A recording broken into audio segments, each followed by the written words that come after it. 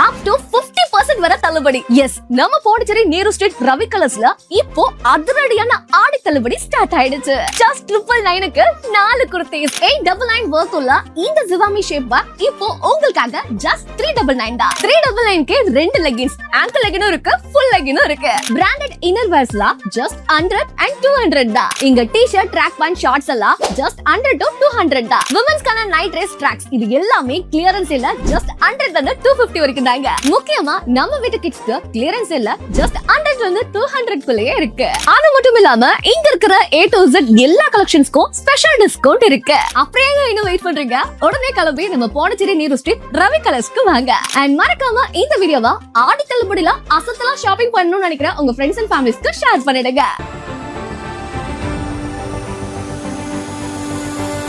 Build a 5-star career with Aditya's Institute of Hotel Management. Step into the world of hospitality. Train at Aditya's. Work across the world. Turn your passion into profession. From classrooms to global careers. Learn, lead, and succeed. Aditya's Institute of Hotel Management. Ariyangapam Puducherry. Your passport to a global hospitality career. வணக்கம். முக்கிய செய்திகள். புதுவையை மீன் ஏற்றுமதி மையமாக உருவாக்க திட்டம், முதலமைச்சர் ரங்கசாமி தகவல். விபத்துகளை குறைக்க கனரக வாகனங்கள் இயக்க நேர கட்டுப்பாடு, முதுநிலை காவல் கண்காணிப்பாளர் அதிரடி. ஹோட்டல் தங்கும் விடுதிகளில் காவல்துறையினர் திடீர் சோதனை, சுதந்திர தினத்தை முன்னிட்டு பாதுகாப்பு பணிகள் தீவிரம். கப்பல் ஊழியர் வீட்டில் கைவரிசை காட்டிய மீன் வியாபாரி அதிரடி கைது, 30 பவுண்ட் நகைகள் மீட்பு. இனி விரிவான செய்திகள். புதுச்சேரியை போட்டி திறன்மிக்க மீன் பதப்படுத்துதல் மற்றும் ஏற்றுமதி மையமாக உருவாக்க திட்டமிடப்பட்டுள்ளதாக முதலமைச்சர் ரங்கசாமி தெரிவித்துள்ளார். புதுச்சேரியில் மீன் பதப்படுத்துதல், மதிப்பு கூட்டுதல் மற்றும் ஏற்றுமதிக்கான முக்கிய மையமாக மேம்படுத்தும் அரசின் தொலைநோக்கு பார்வைக்கு ஆதரவாக மீன்வள தடமறிதல் திட்டம் செயல்படுத்தப்பட உள்ளது. இந்த நிலையில் வங்காள விரிகுடா கடலின் திட்ட இயக்குநர் கிருஷ்ணன், தமிழ்நாடு மருத்துவர் ஜெயலலிதா மீன்வள பல்கலைக்கழகத்தின் மீன்வள கல்லூரி மற்றும் ஆராய்ச்சி நிறுவனத்தின் முதல்வர் சண்முகம், அமெரிக்காவின் சுற்றுச்சூழல் பாதுகாப்பு நிதியம் நிறுவனத்தின் மீன்வளம் மற்றும் கடல்கள் பிரிவு துணைத் தலைவர் டாக்டர் கேத்ரின் டே கிராசெட் போன்சான் மற்றும் பலர் புதுச்சேரி வந்தனர். அவர்கள் முதலமைச்சர் ரங்கசாமியை சட்டசபை வளாகத்தில் உள்ள அவரது அறையில் சந்தித்து மீன்வள தடமறிதல் திட்டம் குறித்து விளக்கி கூறினர். அப்போது புதுச்சேரி அரசின் மீன்வளத்துறை செயலாளர் மணிகண்டன், இயக்குநர் முகமது இஸ்மாயில் மற்றும் துறையின் அதிகாரிகள் கலந்து கொண்டனர்.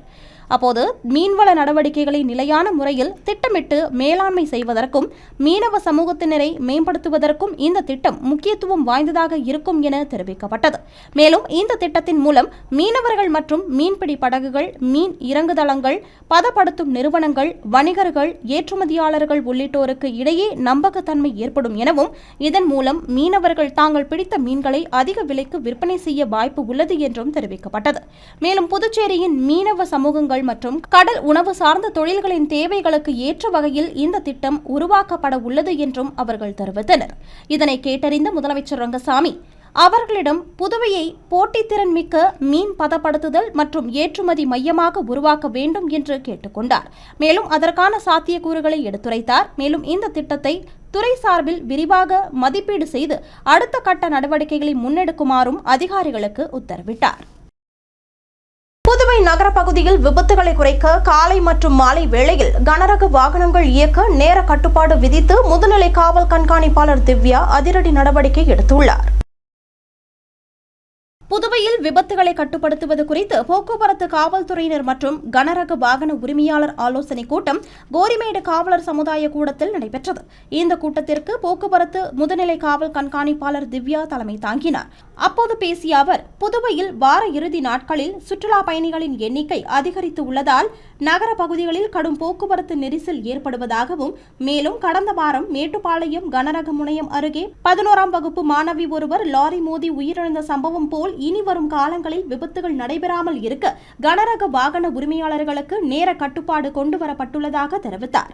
மேலும் புதுவை நகர பகுதியில் காலை 7 மணி முதல் முற்பகல் 10 மணி வரையும், மாலை 4 மணி முதல் இரவு 7 மணி வரையும் கனரக வாகனங்கள் நுழைய தடை விதிக்கப்பட்டுள்ளதாகவும் இந்த நேர கட்டுப்பாட்டை கட்டாயம் கடைபிடிக்க ஓட்டுநர்களை அறிவுறுத்த வேண்டும் என்றும் அவர் கேட்டுக்கொண்டார்.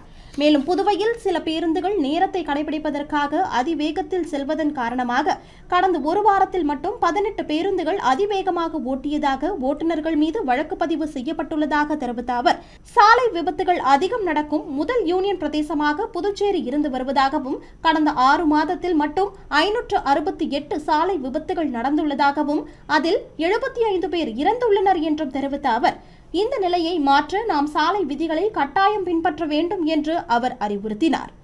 இந்த கூட்டத்தில் போக்குவரத்து காவல் கண்காணிப்பாளர் பக்தவச்சலம், ஆய்வாளர்கள் வேலையன், வெங்கடாச்சலபதி மற்றும் கனரக வாகன உரிமையாளர்கள் பலர் கலந்து கொண்டனர். சுதந்திர தினத்தை முன்னிட்டு பாதுகாப்பு கருதி புதுச்சேரியில் இயங்கி வரும் ஹோட்டல் மற்றும் தங்கும் விடுதிகளில் காவல்துறையினர் தீவிர சோதனையில் ஈடுபட்டனர். இந்திய நாட்டின் 80வது சுதந்திர தின விழா ஆகஸ்ட் 15ஆம் தேதி சனிக்கிழமை கொண்டாடப்படுகிறது. இதையொட்டி நாடு முழுவதும் பாதுகாப்பு தீவிரப்படுத்தப்பட்டுள்ளன. இந்நிலையில் பாதுகாப்பு காரணமாக புதுச்சேரியில் ஒதியஞ்சாலை, பெரியகடை, உருளையன்பேட்டை காவல்துறையினர் அந்தந்த பகுதிகளில் உள்ள ஹோட்டல்கள் மற்றும் தங்கும் விடுதிகளில் சந்தேக நபர்கள் குறித்து சோதனை மேற்கொண்டனர். காவல்துறையினர் அதன் உரிமையாளர்களிடம் ஆதார் அட்டை, ஓட்டுநர் உரிமம் உள்ளிட்ட அரசு அங்கீகரித்த ஆவணங்களை சரிபார்க்க வேண்டும் என்றும், வெளிநாட்டு சுற்றுலா பயணிகளை அனுமதிக்கும் அனைத்து நிறுவனங்களும் சிஃபார்ம் இணையதளம் மூலம் அவர்களின் விவரங்களை உடனடியாக பதிவு செய்து சமர்ப்பிக்க வேண்டும் என்றும் அறிவுறுத்தினர். மேலும் அனைத்து தங்கும் விடுதிகளிலும் கண்காணிப்பு கேமராக்கள் பொருத்தப்பட்டு 24 மணி நேரமும் செயல்பட்டு பதிவு செய்யப்பட வேண்டும் எனவும், தினசரி வாடிக்கையாளர் பதிவேட்டை சரியாக பராமரிக்க வேண்டும் என்றும் அறிவுறுத்தினர். மேலும் மோட்டார் சைக்கிள் வாடகைக்கு விடுபவர்கள், வாடகைக்கு எடுப்பவரின் அசல் அடையாள சான்று, ஓட்டுநர் உரிமத்தின் நகல், தொடர்பு விவரங்கள், பதிவேடுகளை முறையாக பராமரிக்க வேண்டும் என்றும், சந்தேகத்திற்கிடமான நபர்கள், உரிமையாளர் இல்லாத உடைமைகள் அல்லது அங்கீகரிக்கப்படாத செயல்பாடுகள் குறித்து தெரிய வந்தால் உடனே காவல் நிலையத்திற்கு தகவல் தெரிவிக்க வேண்டும் என்றும் அவர்கள் அறிவுறுத்தினர். புதுச்சேரியில் கப்பல் ஊழியர் வீட்டில் பணம், நகை திருடிய மீன் வியாபாரியை கைது செய்த காவல்துறையினர் அவரிடம் இருந்து 30 சவரன் தங்க நகைகளை பறிமுதல் செய்தனர். தவளக்குப்பம் அருகே உள்ள நல்லவாடு மீனவ கிராமம் தெற்கு தெருவை சேர்ந்த விஜயேந்திரன் என்பவர் கப்பல் ஊழியர் ஆவார். இவரது மனைவி முகுந்தாவதி கடந்த 10ஆம் தேதி இரவு நல்லவாட்டில் உள்ள குட்டியாண்டவர் கோவில் திருவிழாவிற்கு சென்றுவிட்டு மீண்டும் வீடு திரும்பிய போது வீட்டில் 2 பீரோக்கள் திறக்கப்பட்டு மோதிரம், கம்மல், வளையல் உள்ளிட்ட 35 பவுண்ட் தங்க நகைகள் மற்றும் 1.5 லட்சம் ரூபாய் திருடு போயிருப்பது கண்டு அதிர்ச்சி அடைந்தார். இதுகுறித்த புகாரின் பேரில் தவளக்குப்பம் காவல்துறையினர் வழக்கு பதிவு செய்து விசாரணை நடத்தினர். இதையடுத்து அப்பகுதியில் உள்ள கண்காணிப்பு கேமராவை ஆய்வு செய்ததில் நல்லவாடு பகுதியை சேர்ந்த மீன், இறால் விற்பனை செய்யும் அன்பரசன் என்பவர் முகுந்தாவதி வீட்டை அடிக்கடி நோட்டமிட்டு சென்ற காட்சி பதிவாகியிருந்தது. இந்நிலையில் ஆகஸ்ட் 12ஆம் தேதி நல்லவாடு பகுதியில் பதுகியிருந்த அவரை பிடித்து காவல்துறையினர் விசாரணை செய்ததில் முகுந்தாவதி வீட்டில் நகை, பணம் திருடியதை அவர் ஒப்புக்கொண்டார். அதில் ஒரு சில நகைகளை விற்று பணமாக மாற்றி தருமாறு அதே பகுதியை சேர்ந்த மாலதி என்பவரிடம் கொடுத்ததாகவும் அவர் தெரிவித்தார். இதனிடையே கடந்த மே மாதம் 22ஆம் தேதி அன்று தவளக்குப்பத்தை சேர்ந்த நந்தினி என்பவர் வீட்டில் 15 பவுண்ட் தங்க நகைகளை திருடியதும், அந்த நகைகளை மாலதியிடம் கொடுத்து பணமாக மாற்றியதும் விசாரணையில் தெரியவந்தது. இதனையடுத்து காவல்துறையினர் அன்பரசனை கைது செய்து 30 சவரன் தங்க நகையும் 1 லட்சம் ரூபாயும் பறிமுதல் செய்து சிறையில் அடைத்தனர். இவருக்கு உதவிய மாலதியை காவல்துறையினர் தேடி வருகின்றனர். அவரை அந்த அன்னைக்கு பாத்தீங்க அப்படின்னா அவங்க வந்து ப்ராப்பரா லாக் பண்ணாம போயிருந்தாங்க. ஸோ அதனால வந்து எதுவும் பிரேக் இன் கிடையாது. உள்ள போனதுக்கு அப்புறமா அந்த அல்மிரா சாவில அங்க வீட்லயே இருந்ததுனால அதை யூஸ் பண்ணி திறந்து எடுத்திருக்காரு. பதவி உயர்வு, நிலுவை சம்பளம் உள்ளிட்ட கோரிக்கைகளை முன்வைத்து உயர்கல்வித்துறை இயக்குநர் அலுவலகத்தை பேராசிரியர்கள் முற்றுகையிட்டதால் பரபரப்பு ஏற்பட்டது. புதுவை மாநிலத்தில் உள்ள அரசு கல்லூரியில் மத்திய தேர்வாணையத்தால் தேர்ந்தெடுக்கப்பட்ட பேராசிரியர்கள் பதவி உயர்வு, நிலுவைத் தொகையை வழங்க வேண்டும் என வலியுறுத்தி கடந்த 4ஆம் தேதி முதல் தொடர் போராட்டத்தில் ஈடுபட்டு வருகின்றனர். இந்நிலையில் ஆகஸ்ட் 12ஆம் தேதி 9வது நாளாக பேராசிரியர்கள் லாஸ்பேட்டை உயர்கல்வி மற்றும் தொழில்நுட்ப கல்வி இயக்குநர் அலுவலகத்தை முற்றுகையிட்டு போராட்டத்தில் ஈடுபட்டனர்.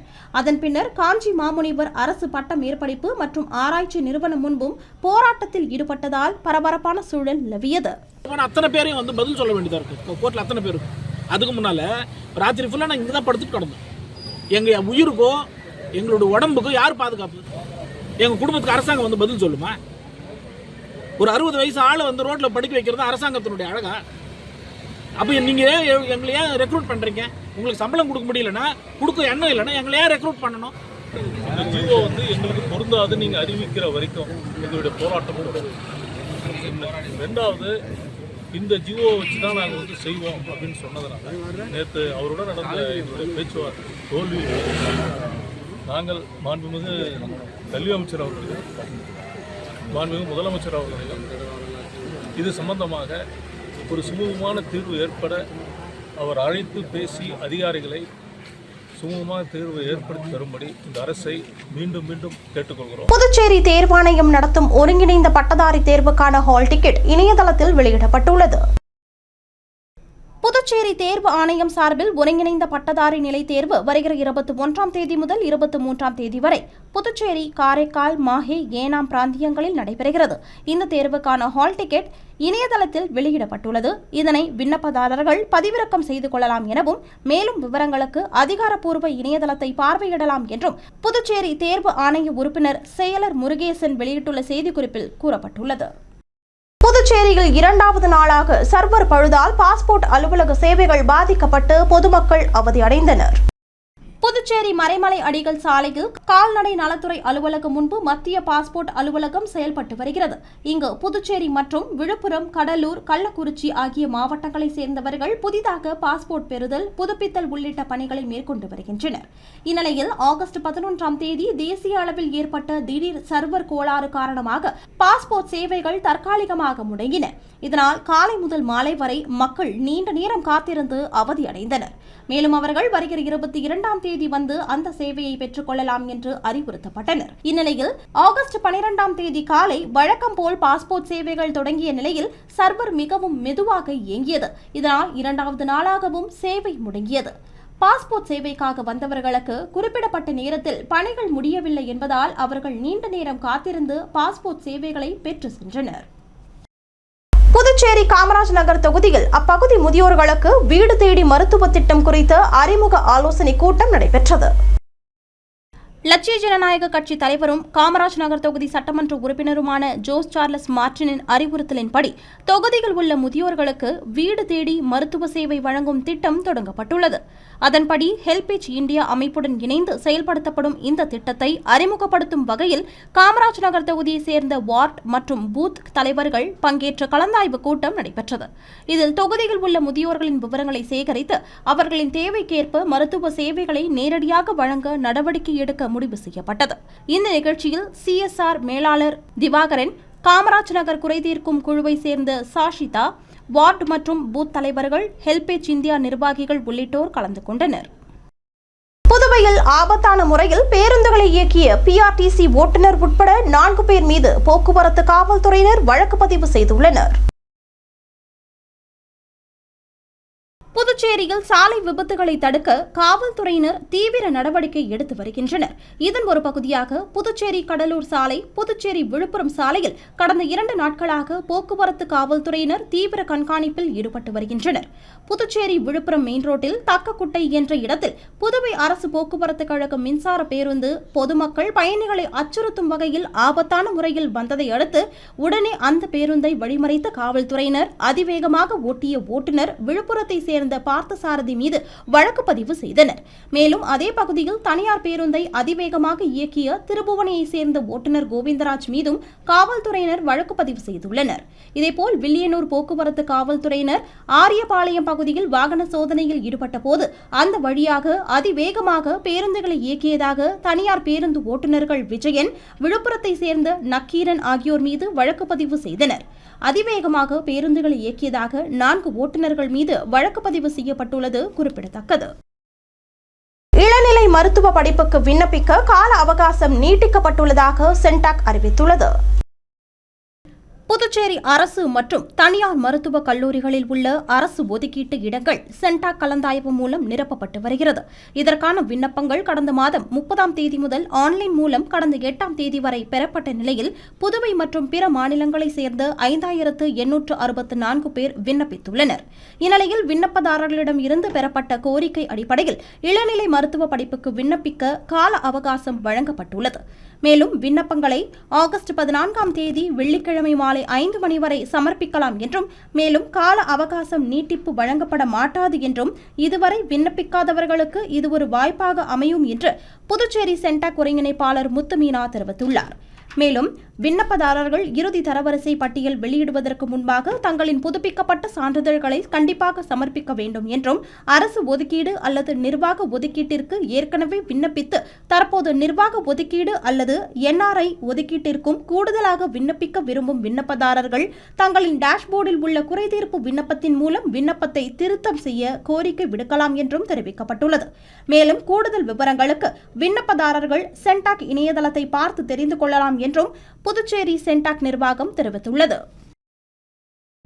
எதிர்கால தொழில்நுட்பம் மூலம் இளைஞர்களுக்கு எதிர்கால வாய்ப்புகளை உருவாக்கும் நோக்கில் லட்சிய ஜனநாயக கட்சி தலைவரும் சட்டமன்ற உறுப்பினருமான ஜோஸ் சார்லஸ் மார்டின் IIT மெட்ராஸின் இயக்குநரை நேரில் சந்தித்து ஆலோசனை மேற்கொண்டார். லட்சிய ஜனநாயக கட்சியின் தலைவரும் புதுச்சேரி காமராஜ் நகர் தொகுதி சட்டமன்ற உறுப்பினருமான ஜோஸ் சார்லஸ் மார்டின் IIT மெட்ராஸிற்கு சென்று அதன் இயக்குநர் பேராசிரியர் காமகோடியை சந்தித்து பேசினார். இந்த சந்திப்பில் எதிர்கால தொழில்நுட்ப வளர்ச்சிகள், செயற்கை நுண்ணறிவு, புதுமையான தொழில்நுட்பங்கள் மற்றும் சமூக முன்னேற்றத்திற்கான தொழில்நுட்ப ஒத்துழைப்புகள் குறித்து விரிவாக கலந்துரையாடல் நடைபெற்றது. மேலும் IIT மெட்ராஸ் ஹெரிடேஜ் சென்டர் துறையை சேர்ந்த மம்தாவும் இந்த சந்திப்பில் கலந்து கொண்டு கலந்துரையாடலில் பங்கேற்றார். இந்த கலந்துரையாடலில் மாணவர்கள் மற்றும் இளைஞர்களின் திறன் மேம்பாடு, தொழில்நுட்ப கல்வி, புதுமை மற்றும் எதிர்கால வேலைவாய்ப்புகளுக்கான வாய்ப்புகளை உருவாக்குவது குறித்து ஆலோசிக்கப்பட்டது. இனி வருவது புதுவையில் இன்றைய தங்கம் மற்றும் வெள்ளி விலை நிலவரம்.